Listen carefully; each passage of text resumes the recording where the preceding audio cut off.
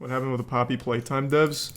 The shady history of the Poppy Playtime. Yeah, so I do vaguely know what happened. So I'm sure it'll be covered in the video, but we'll check this out. It is kind of interesting. The Poppy Playtime devs have been accused of stealing someone else's, like, premise. They stole, apparently, like, the whole idea of Poppy Playtime. Then they also found themselves in deeper controversy when they talked about, like, doing NFTs for it, but, like, core NFTs. As in, like, the game wouldn't function without the NFTs or some shit like that. I don't remember now. But the big one was about them plagiarizing or just outright stealing something like that. Let's check it out. Special thanks to YouTubers Poseidon and Artemation for helping me with the research of this video. They will be linked below.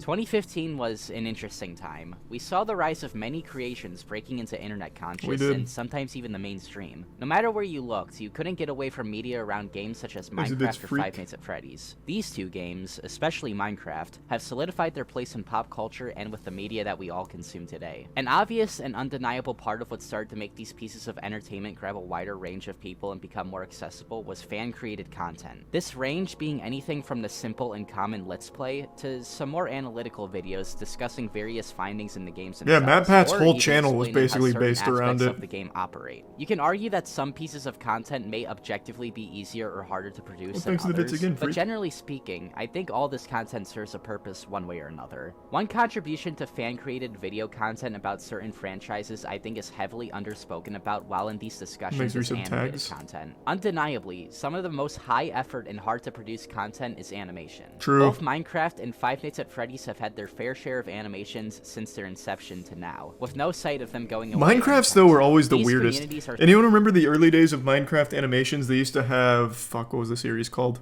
It was like a sexual one, and I can't remember the fucking name of it now. Wow.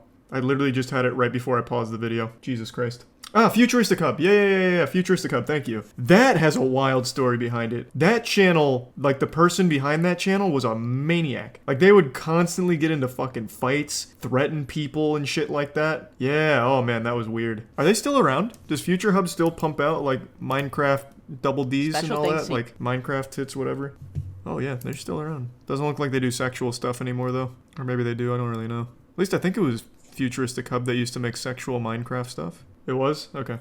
Are strong in their own right, having so much depth to them that they can be considered full sub-communities to the main one. We've seen many animators come and go from these communities. Some rose, some fell. Oh, they did. One of them was the owner of the channel fucking a creeper. I vaguely remember that. I mainly remember the Futuristic Hub, like, actual person behind it just melting down on Twitter. Like, constantly getting into arguments and shit. I don't remember him having sex with a creeper in, like, a self-published animation or whatever. I just remember that they did sexual animations, and the guy was really mean to everybody and, like, super, super aggressive. And some... Yeah, let's not talk about that one. But oh, hey, just brought it up. Animation content for these two games are very important to the history and development of these properties. Of course, with the growth of these two games, over time, more professional people in the business would start to see this as an opportunity. The concept of YouTube animation companies is not a new thing. We have seen many pop up over the years, one of them even becoming a titan of the entire animation industry, as well as one of the newest, most subscribed channels. It's no surprise that a medium like this would be as lucrative as it is. And with many having the opportunity to rise alongside the franchises you make videos about, it's no surprise that some people would find combining these two together would lead to success. This was the exact thought of Seth Belanger, who seemed to strike gold with his animation Survive the Night, based off the FNAF fan song of the same name. Today, the video is sitting at an unbelievable 61 million views, bringing the channel to great YouTube fame for the next coming years. Nice. Little did Seth know at the time that he and his brother, Zachary Belanger, more on him later, would go on to turn this channel into an entire studio of creators making consistent, high-quality animations for a target demographic of 8 to 13-year-olds to enjoy. Unfortunately, there are a lot of details that I am leaving out of this seemingly humble origin story. As time went on, greed, allegations of plagiarism, bullying, poor workplace conditions, and much more would start to be the legacy that older fans would start to remember Enchantedmob, as well as their joint studio, Examination 4. Enchantedmob... I haven't heard of either one of those. Hold on, let me look them up real quick. 3 million subs? That's pretty big. They kind of pop off. Very active, and the other one was Xanimation. Whew. And this is kids content, which means it's getting those premium ads. 133 million views on that bad boy. Zam indeed. Wow. Purple guy kills Golden Freddy. Cool. Purple girl shark attack. Nice. I mean, it's not made for me, so I can't exactly be upset about it, but gotta respect that hustle. Jesus Christ. Examination and their game studio, Mob Games, have an infamously shady past that they will try to desperately put a front up and pretend that none of it exists. But to understand what led up to this change, how did Enchantedmob and Examination get their start? Kind of mighty. Enchantedmob was a channel founded in early 2014 by brothers Seth and Zach Belanger. Judging on what time this video goes up, they may have just had their 8th anniversary. The channel would stay inactive for 2 months after its creation, eventually having a welcome video uploaded, which definitely has probably seen better days. Hey!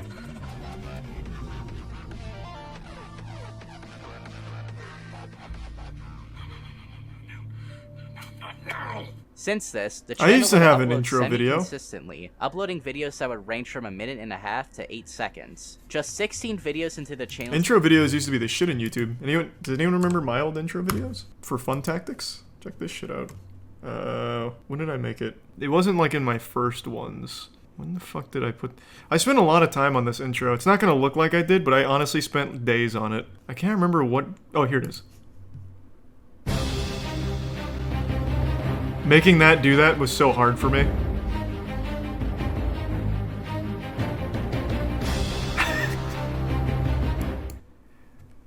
Fuck, man.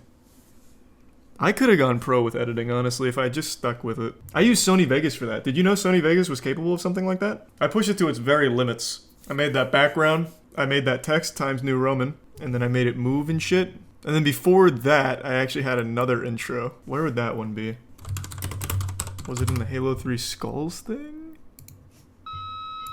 No, that just has Seether on it. That wasn't the original song. The original song in that video was Seven Dust, Beautiful, and Il Nino, When It Cuts. I might have deleted every video that used to have the old intro on it. God, I wish I could find that shit again.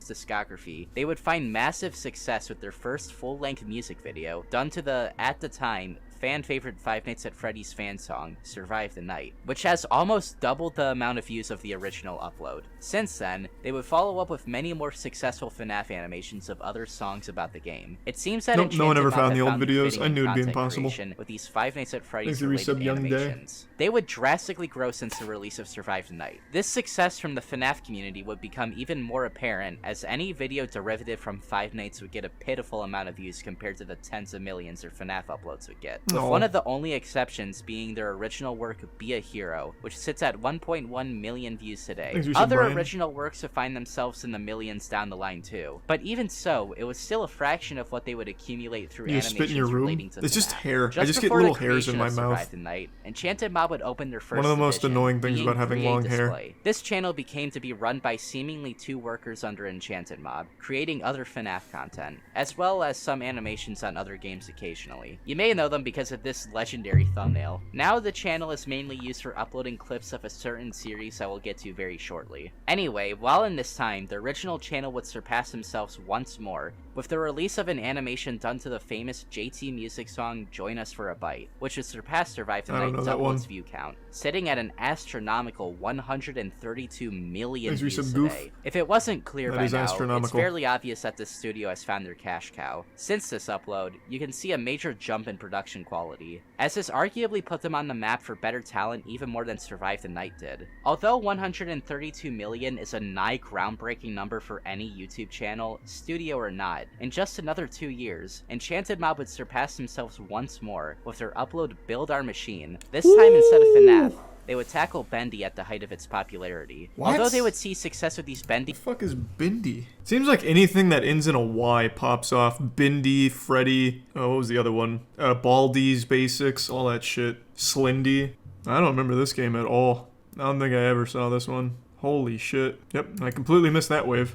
The animations, as well as some Undertale ones. The ones that would undeniably stick the most are the FNAF animations. Sometime in the making of these music videos, Enchantedmob seemingly wanted to branch out more. So on the 15th of February of last year, Enchantedmob would create their ongoing series that they are most known for today, Fazbear and Friends. Except, not really. You see, the first 2 episodes of Fazbear and Friends were actually uploaded to the Zamination channel, which as mentioned before, merged with Enchantedmob sometime in 2020 for not public reasons. There's not much to talk about when it comes to the early life of Zamination. They started off with fairly good success for making creations that were based off of YouTube channels that were popular at the time, majorly picking up steam about 3 years ago. Somewhere down the line, this got the attention of Enchantedmob, and the studios had agreed to do a business decision to merge. Yeah, they look like the same logo. Being an objectively good idea for the 2 studios. Nice. The current state of Enchantedmob and Zamination has brought the studios to great success. Every episode of Fazbear and Friends, as well as other full-length videos, all surpass 1 million views, usually being in a 2 to 3 million Hey, Squid Game! However, long-term fans have discussed their resentment towards modern Enchantedmob. I remember watching Enchantedmob growing up.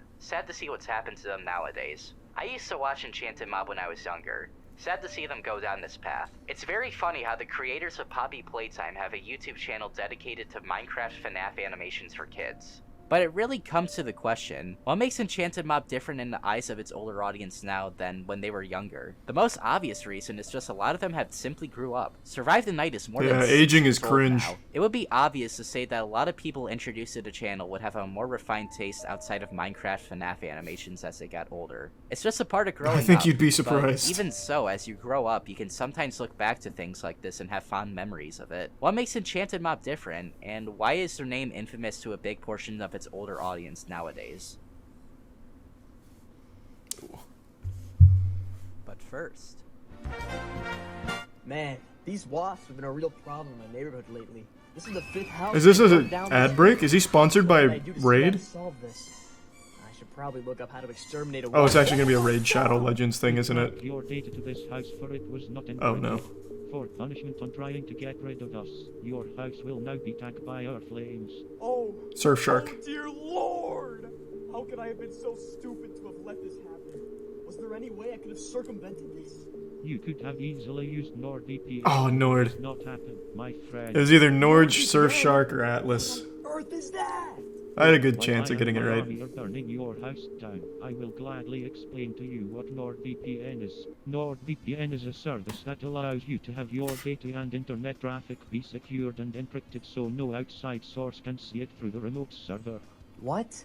So, you're saying this is well done. Had my house burned down by I think it's tier 1 Relzen. You didn't get a hold of my data and internet traffic? Not only that, NordVPN allows you to change your region to anywhere. And the resub Grievous. You can access region-specific content outside of your location. Meaning if you want to access a show or movie the Prime not available Bronzo in your country, you could. Cobalt. Or I should say, you should have, because your house is burning down. Not only that, but you can use it on any platform. Yes, even you Linux users. With the speed tests showing NordVPN is in fact the fastest VPN on the market. Enabling it for internet browsing will not be a hassle. Gee, Wasp. My house may be burning down. Yeah, this is internet historian style, and it's well done. Burnt the next time. Even if you are all serial arsonists. No problem. I also wanted to mention that if you use the link below you can get 70% Makes it tier 1 off Ant. your first payment. That is right. Anyways, make sure you all click the link below to be careful in your research for us, the arsonist wasps. Again, that is nordvpn.com/Daggz for 72% off your first year. Thank you, Lord. Disclaimer, NordVPN does not condone arsonist wasps. Alright, now back to the video. The first piece of controversy the duo have seemed to have gotten themselves into was the creation of a joint channel. Animation Sins was created on October 2nd of 2017. The channel is made up of a group who makes Cinema Sins parody videos, usually on small animators. The channel's original idea was to give constructive criticism towards animators, while having satirical criticisms for entertainment. Although this concept seems like a fun one, the channel ultimately fell ill to the same blurred lines of what is genuine criticism and what is satirical, just like modern-day cinema. That sounds like a horrible idea. You can see an obvious bias between videos criticized from their own studio to videos criticized by other animators. The channel has remained stagnant for over a year now, so I think the studios have realized this. One reason as to why Enchantedmob may have been starting to take a controversial path is because around this time, Zach Belanger really started to be involved in the managing of Enchantedmob, and ever since, Seth's channel would start to head down the path. Alright, I don't know why you keep comparing it to CinemaSins. CinemaSins critiques big movies, like major movies, not individuals. Like, from what I understand, Animator Sins goes for the small Minecraft animators. Those are kids. Those are literal children making the animations. And to just, like, bully them and shit on them, that's super different than a major movie. Like, it's not even comparable. Like, it's very, very different. It's a way to take them out early. Yeah, it weeds out competition. That way the kids never get better. Oh, pivot animation. There's something I haven't heard in years. Zach's involvement has been discussed mostly negatively by many people. Not because he turned the channel into a company, but just because he was a bad manager. Allegations of poor workplace treatment and manipulation started to run rampant in the discussion of the two studios. A comment from a very important video, more on that in a second, stated presumably Zach, as well as other higher-ups in the studio, would fire anyone who questioned their work schedule or asked for a pay raise. This led to many animators to quit, and a few came out about their experiences after leaving the team. But you might have noticed I said this comment was left on a video of greater importance, and I think it's time to discuss that. This comment was left on a video of the Minecraft animator Eckercoaster, who has a less than savory past with Enchantedmob and Zamination. Eckercoaster's channel was created on the 2nd of June 2016. He would seemingly stay reserved to his own animations up until he got the attention of Enchantedmob back in the start of 2018. During this time, Zach tried to convince Eckercoaster, who I'll be referring to as Ethan going forward, to join 3.8 Display among other things. Ethan ultimately refused the proposal, and tensions between him and Enchantedmob started to ring up. There is hearsay, as well as undeniable proof of these people talking about him behind his back about their opinions on his lack of skill, and how he won't make it anywhere if he doesn't join the company. This stuff would not- Wait, what? What a fucking weirdo. What? Okay. This Zach guy's not looking too cool. Make it anywhere if he doesn't join the company. This stuff would not look good on its own, but although these people could be seen as rude and somewhat manipulative, I personally don't think they've done much yet to be considered genuinely malicious. Obviously, my opinion on the subject matter was nowhere near mutual to how Ethan felt about their words at the time. Zach would continue to converse with Eckercoaster, getting into an argument with Zach accusing Ethan of stealing their intro. Because Eckercoaster's outro music was used years before the use of it in Build Our Machine, it's still not very clear if Zach was just joking here. He makes little to no effort to backpedal on saying if it was a joke or not. The only explanations here are if it's not a joke, then either Zach is just not too bright and he genuinely believes that Eckercoaster stole his outro. Did you hear about Distortion's run he just finished? He knows exactly what he's doing and is I know he got the sub 19. But I digress. I do believe that it's the latter of the two options though, and you'll see why. Going forward, Zach and Seth would ignore Eckercoaster's wishes to not have their videos be featured on Animation Sins. Although this makes Ethan sound like he just doesn't want criticism, we have established that a lot of criticisms Animation Sins gives out are not necessarily helpful. And apparently from Ethan's perspective, it only helped contribute to harassment towards him. This would all accumulate to a document released on the 17th of July 2020, compiling all the ways he believed Enchantedmob and Zamination have wronged him in the past. Most of his gripes were targeted towards Zach B, and that is all that I listed Rune off level here 1 throughout run. this discussion. I saw him doing those earlier. I didn't get to catch a full run, though. Ever since the altercations of yesteryear, the studio and Ethan have been doing their own separate things. But during this time, both the team and himself have been working on two very big projects. Eckercoaster had been working on the first act of his game, Venge, a FNAF and Bendy-inspired horror game that would have multiple chapters released. The game stayed fairly underground after its release, not really getting the attention of Let's Players or really any sort of big traction at all. The game would stay stagnant after the release of the first chapter, presumably Ethan working on more content for the game in the future. But around October of 2020, Enchantedmob and Zamination came together to form the company Mob Games, a developer subsidiary of Enchantedmob, which would release their first game a year later. You said Peter and Casco? Okay, so now we have a little background on the team. Playtime, the relationship between it and Venge has been extremely rocky. Since we have already established the animosity the two creators have against each other, it's safe to say when Ethan started to see similarities between his game and Playtime, he would speak up about it. Eckercoaster accused Mob Games of stealing many story beats and ideas for assets from Venge to put into This is Poppy what I Playtime. saw. He points out that although the concept of exploring an abandoned building isn't new, the way that Poppy Playtime went around doing it is very similar to a lot of things Venge did in Ethan's eyes. His biggest note is the similarities between the descriptions of the games, as he specifically notes the idea of— Oops, sorry, I wanted to read that. It doesn't really sound that similar.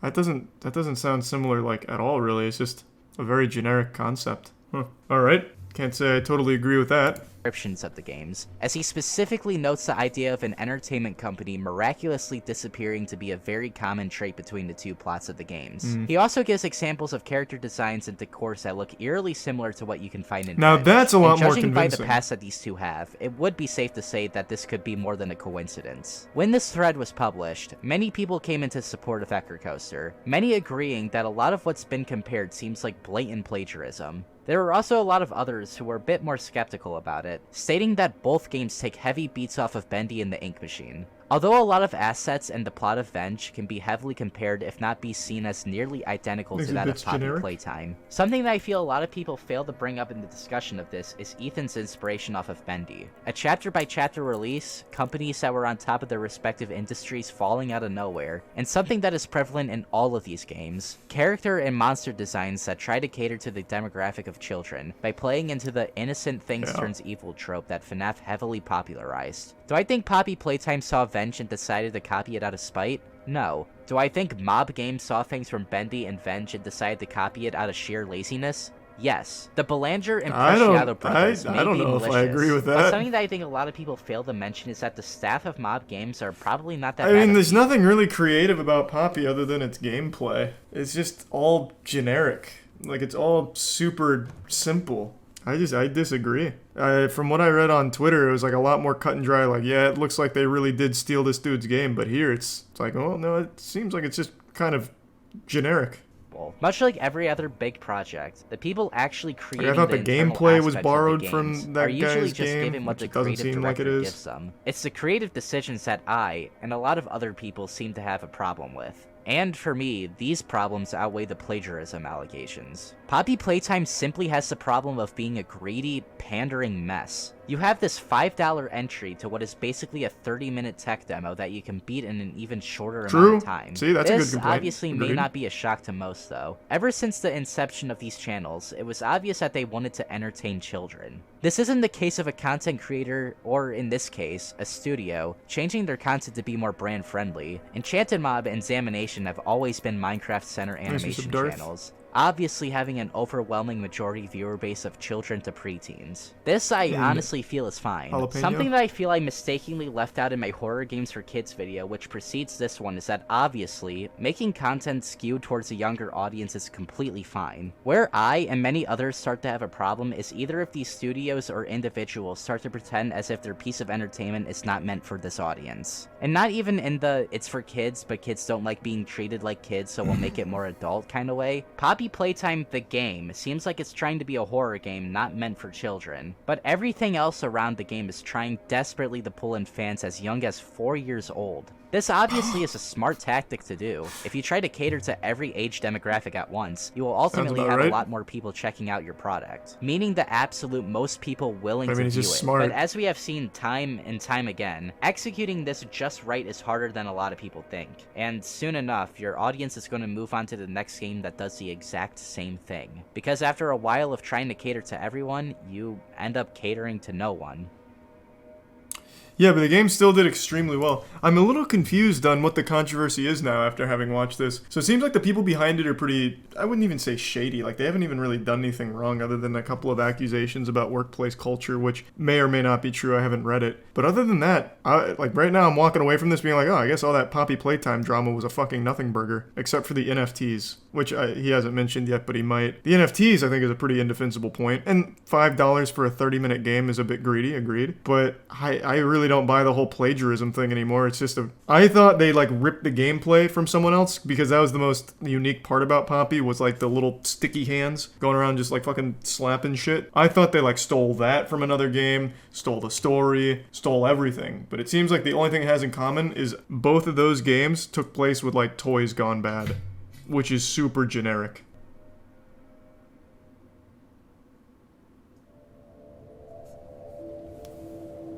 So, what's the take of this video? Boycott Poppy Playtime / Enchantedmob? Defend Ecker Coaster with all our life?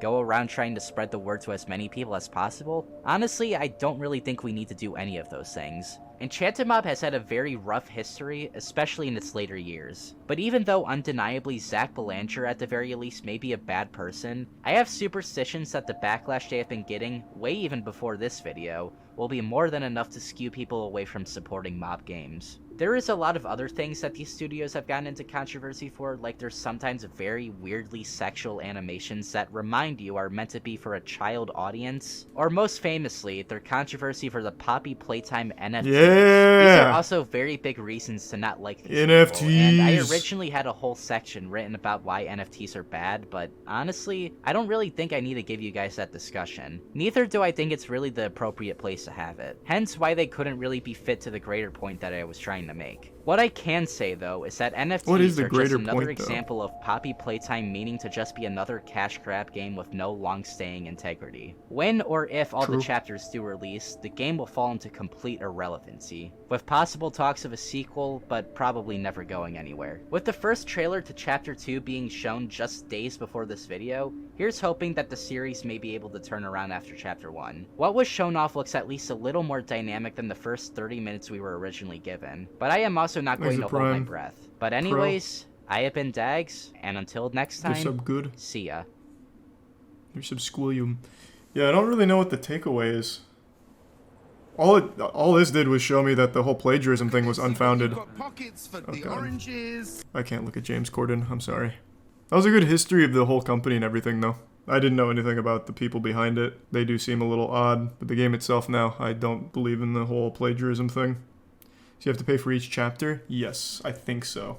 Could be wrong, but I think so. Didn't they cancel the NFT? Doesn't matter. The second someone shows you that they're trying to put NFTs into their shit, it's already too late. Even if they cancel it, even if they backpedal, you now know exactly where their head's at. So once you go NFTs, you don't go back.